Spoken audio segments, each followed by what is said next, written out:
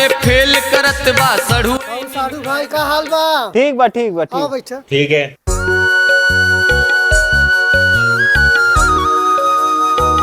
घरे सब बढ़िया है ना? हाँ सब बढ़िया है। रुका पानी लेकर आता हूं। लड़की के चक्कर में पढ़िया नयारा होए न तो हर जमानत दोबारा जे लाग जा। साधु भाई पनिया पियत रहे, बिस्कुटवा मंगाया है, बाद में खाई ले है। सड़ुओ हमारा बड़ा लंठई है, पी ले भाई। ऐसा मत करो मेरी जान। अच्छा साधु भाई रहबा की जाब?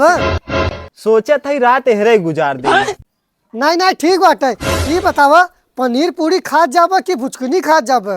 वाह भैया ये भुचकुनी का होता है यार? ये तो हमहू पहली बार सुनत है।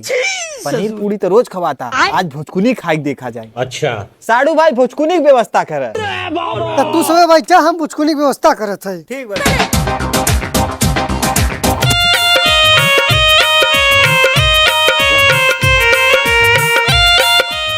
बड़ा आँच लागत आटे। हाँ साधु भाई। अच्छा के फेल करत बा सड़ुआइन के गाल तोहरे ससुरारी में। नहीं सारुण के यहाँ कुछ तो गड़बड़ है, जरूर कोई ना कोई गड़बड़। के एक दिखा ली भैया कसम से माल। साड़ू भाई जोन भुचकुनिया बनवाए रह लई आवा खवाई जाई। दुई बोझ भुचकुनी खाया था, अब कौन खनवा खाब? यह भुचकुनी है।